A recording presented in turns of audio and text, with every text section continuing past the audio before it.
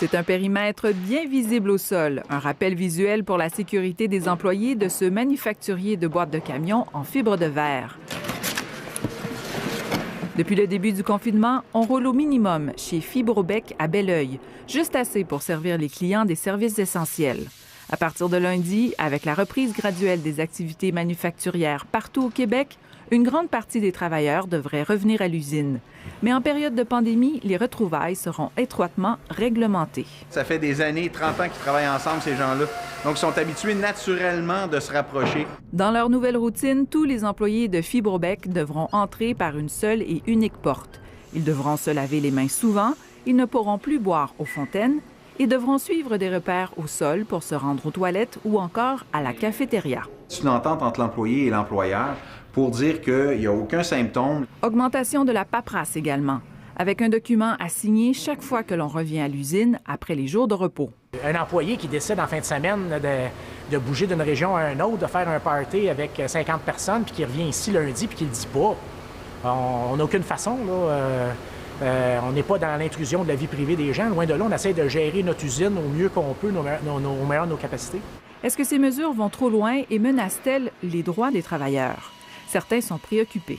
Il y a beaucoup d'implications légales quand on regarde l'employé à ce niveau-là. Puis je voudrais qu'il y a eu beaucoup de questions. On a fait beaucoup de webinaires avec des avocats spécialisés en droit du travail pour voir quelles questions l'employeur peut poser au travailleur par rapport à son état de santé, sa température, ses autres activités. Donc, c'est très préoccupant puis c'est délicat aussi. La bonne nouvelle chez Fibrobec, c'est que le carnet de commandes est plein. Et puis ici, les employés sont tissés serrés et ont le sentiment d'appartenir à une grande famille. Ils devraient revenir en grand nombre au travail. Carla, ce sera aussi le grand retour demain sur tous les chantiers de construction du Québec. Oui, il faut se rappeler qu'il y a déjà un secteur de la construction qui a repris, celui de la construction résidentielle qui a recommencé le 20 avril. Et maintenant, ce sont tous les autres grands chantiers. On pense par exemple aux infrastructures, par exemple, où nous sommes en ce moment, celui du REM dans la grande région métropolitaine qui devrait pouvoir réaccueillir donc des travailleurs à partir de demain. Il faut aussi penser aux chantiers sur les routes. Il y a la réfection de l'autoroute 20, par exemple, à la hauteur de Vaudreuil-Dorion.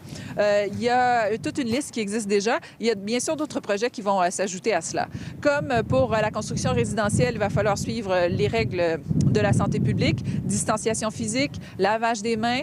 Il y a beaucoup de travail d'équipe, comme dans la construction résidentielle. Donc, quand ça ne sera pas possible de garder le 2 mètres, il va falloir donc porter des équipements de protection individuelle.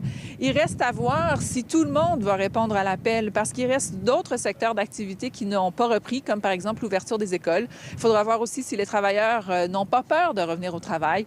Alors, ça sera donc à surveiller dans les prochains jours. Merci, Carla.